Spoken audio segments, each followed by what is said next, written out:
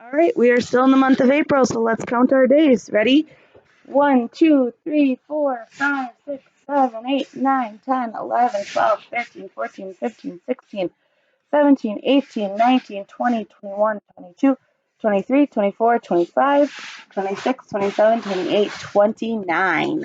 Yesterday was Tuesday, which means today is Wednesday, and tomorrow will be Thursday. So today's date is Wednesday, April 29th, 2020. And our digital date is 4/29/20. All right, friends. I have a fun book for us to read today. Cloudy with the Chance of Meatballs. Now, some of you might have heard of this book or even seen the movie. So this might be a fun book, a reminder for you of what that book was about or that movie was about. So, Cloudy with a Chance of Meatballs, written by Judy Barrett and drawn by Ron Barrett.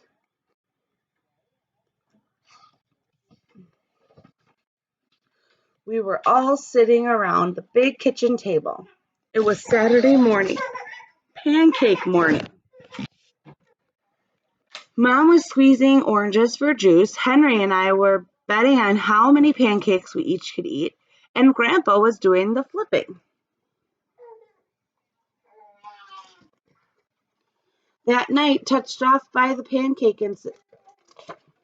Sorry, skipped a page.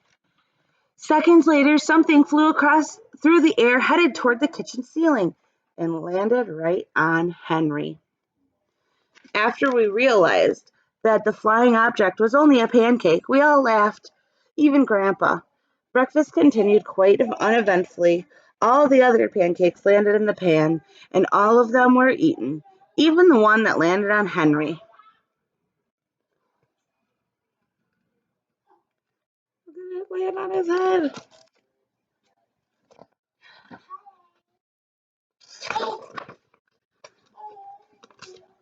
That night, touched off by the pancake incident at breakfast, Grandpa told us the best tall tale bedtime story he'd ever told. Across an ocean, over lots of huge bumpy mountains, across 3 hot deserts and one smaller ocean, there lay the tiny town of Chew and Swallow. And there it is, Chew and Swallow.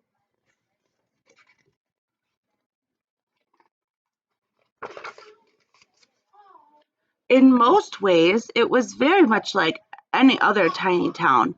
It had a main street lined with stores, houses with trees and gardens around them, a schoolhouse, about 300 people, and some assorted cats and dogs. But there were no food stores in the town of Chew and Swallow. They didn't need any. The sky supplied all the food they could possibly want. The only thing that was really different about Chew and Swallow was its weather. It came 3 times a day at breakfast, lunch, and dinner. Everything that everyone ate came from the sky. There's the town.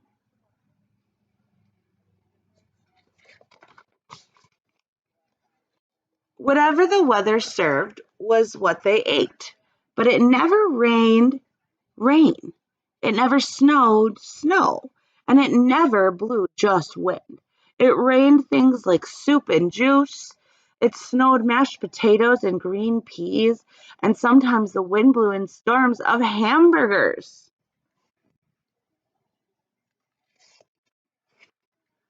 The people could watch the weather report on television in the morning, and they would even hear a prediction for the next day's food.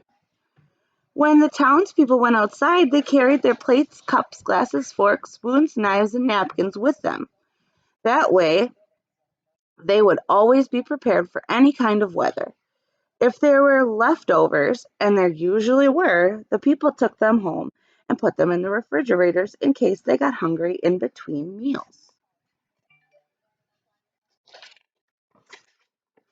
The menu varied. By the time they woke up in the morning, breakfast was coming down. After a brief shower of orange juice, low clouds of sunny side up eggs, moved in, followed by pieces of toast. Butter and jelly sprinkled down for the toast, but most of the time it rained milk afterwards. For lunch, one day frankfurters, already in their rolls, blew in from the northwest at about 5 miles an hour. There were mustard clouds nearby. Then the wind shifted to the east and brought in baked beans. A drizzle of soda finished off the meal.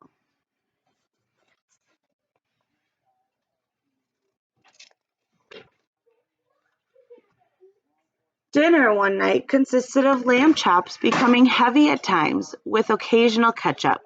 Periods of peas and baked potatoes were followed by gradual clearing with a wonderful jello setting in the west. That jello set. The sanitation department of Chew and Swallow had a rather unusual job for a sanitation department. It had to remove the food that fell on the houses and sidewalks and lawns. The workers cleaned things up after every meal and fed all the dogs and cats. They emptied some of it into the surrounding oceans for the fish and turtles and whales to eat.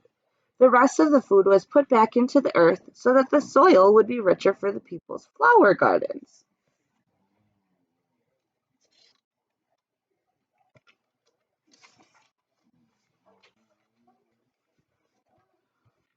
Life for the townspeople was delicious until the weather took a turn for the worse.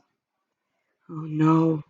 One day there was nothing but gorgonzola cheese all day long. The next day there was only broccoli all overcooked.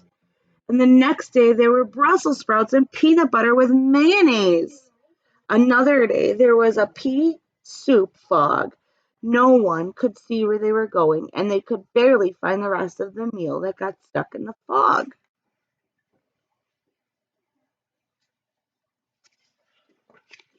The food was getting larger and larger, and so were the portions. The people were getting frightened. Violent storms blew up frequently. Awful things were happening. One Tuesday, there was a hurricane of bread and rolls all day long and into the night. There were soft rolls and hard rolls, some with seeds and some without. There was white bread and rye and whole wheat toast. Most of it was larger than they had ever seen bread and rolls before. It was a terrible day. Everyone had to stay indoors.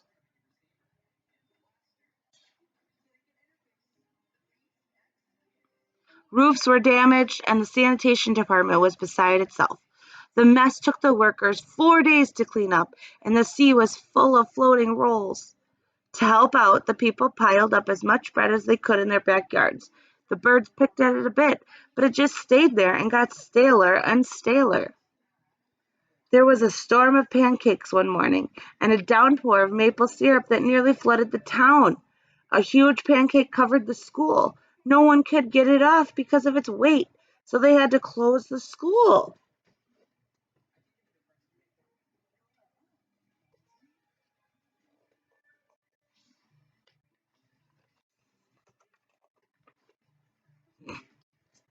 Lunch one day brought 15-inch drifts of cream cheese and jelly sandwiches.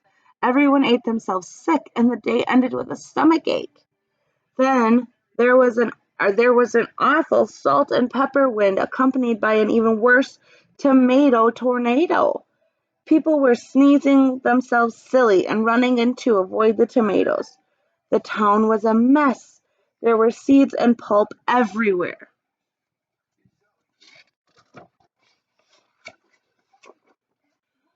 The sanitation department gave up. The job was too big. Everyone feared for their lives. They couldn't go outside most of the time. Many houses had been badly damaged by giant meatballs. Stores were boarded up, and there was no more school for the children. So a decision was made to abandon the town of Chew and Swallow, and it was a matter of survival.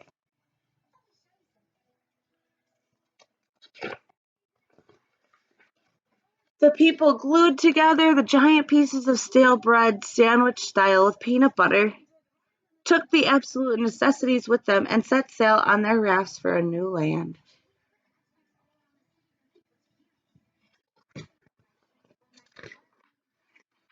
After being afloat for a week, they finally reached a small coastal town, which welcomed them.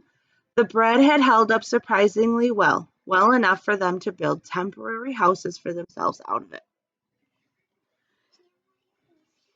The children began school again, and the adults all tried to find places for themselves in the new land. The biggest change they had to make was getting used to buying food at a supermarket. They found it odd that the food was kept on shelves, packaged in boxes, cans, and bottles. Meat that had to be cooked was kept in large refrigerators. Nothing came down from the sky except rain and snow. The clouds above their heads were not made of fried eggs. No one ever got hit by a hamburger again, and nobody dared to go back to Chew and Swallow to find out what had happened to it. They were too afraid. Henry and I were awake until the end of Grandpa's story. I remember his goodnight kisses. The next morning we woke up to see snow falling outside our window. We ran downstairs for breakfast and ate a little faster than usual so we could go sledding with Grandpa. It's funny, but even as we were sliding down the hill, we thought we saw a giant pat of butter at the top, and we could almost smell mashed potatoes.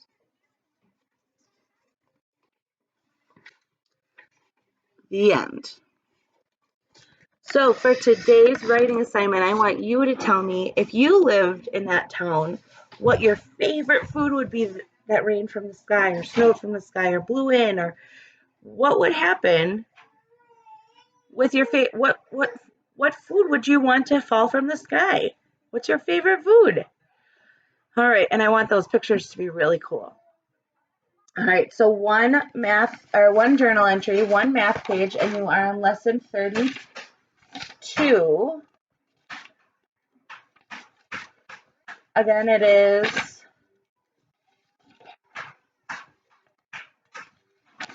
story problems. I think you're on 32.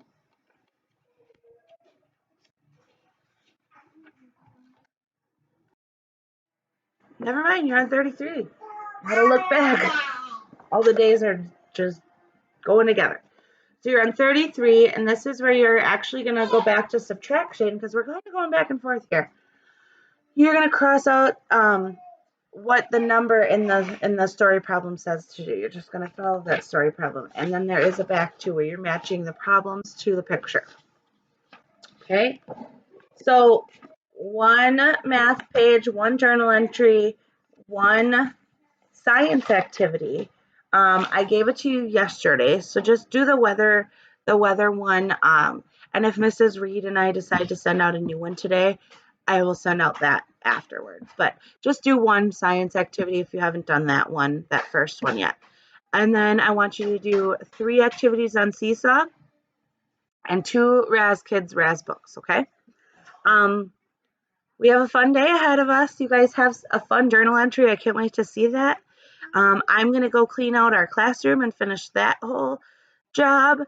And I have things started setting aside for you that hopefully we can get to you guys before the end of the school year. So I miss all of you. I can't wait to hug you again, and keep up the great work. You're doing awesome. I could not be more prouder. Every time I talk to somebody, I say, my class is just rocking it. So you are rocking and rolling. Keep it up, and we'll see you guys tomorrow. Have a great day. Oh, I almost forgot. It's exercise day, so make sure you get an exercise in. You can record yourself exercising. You can take your picture of your favorite exercise and send it my way so I know that you're counting down the days with me. Okay? I would say my favorite exercise is taking a walk with my family. Maybe not today will happen, but maybe we'll do an inside dance party or something for an exercise. All right. Keep up the great work. I'll see you tomorrow.